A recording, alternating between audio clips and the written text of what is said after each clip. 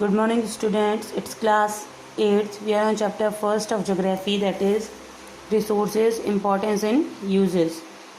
It's part 7th and we are on the topic sustainable development.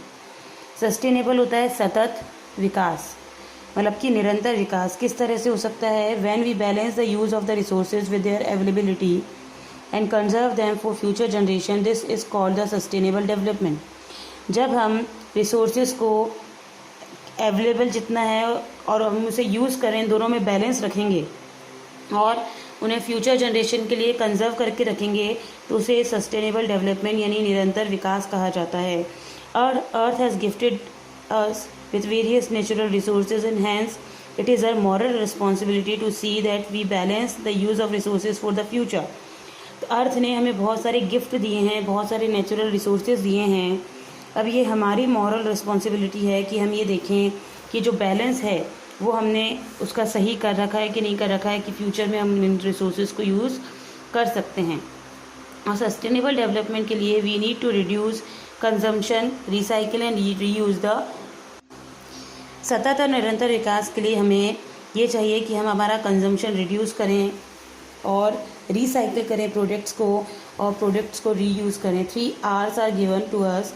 First तो यह है कि सस्टेनेबल डेवलपमेंट का बेस्ट एग्जांपल ये है कि जो हम टेलीविज़न वगैरह पे देखते हैं, जो वाटर का ऐड आता है वाटर कंजर्वेशन का, कि इस वाटर को फ्यूचर जनरेशन के लिए अगर बचाना है तो 1 बकेट कंसेप्ट चलाया है कि नहाने में 1 बकेट यूज़ करें, कम फैलाएं, टैप्स को बंद रखें. तो वो क्या है, सस्टेनेबल डेवलपमेंट तभी हो सकता है जब आप फ्यूचर के लिए सोचेंगे कि ये नहीं कि सारी चीज़ें हम ही यूटिलाइज़ कर लें, फ्यूचर में कुछ बचे ही ना. तो that is called sustainable development.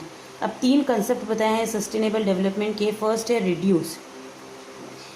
The consumption of non renewable resources such as coal, petroleum et cetera should be reduced by using public transport and car pool to go to office और school.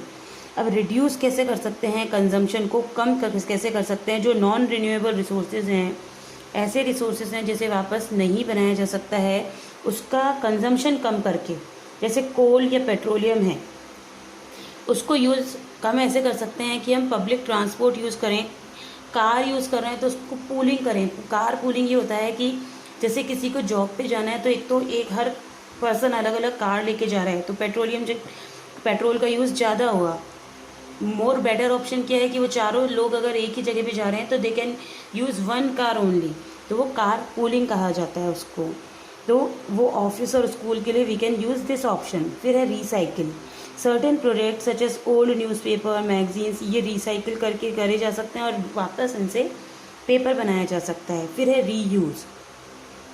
Paper bags और cloth bags जो होते हैं, it should be use so that we don't need a new bag every time we go to the market. अब कुछ products ऐसे होते हैं कि जैसे पेपर बैग्स हैं, ये क्लोथ बैग्स हैं, इनको वापस यूज़ कर लेना चाहिए. इससे क्या होगा कि हमें हमेशा नया बैग वहाँ पे लेकर जाने की, कहीं भी मार्केट जा रहे हैं या any other place we are going, तो उसके लिए नए नए चीज़ों की रिक्वायरमेंट नहीं रहेगी. So that's all for the day. Thank you.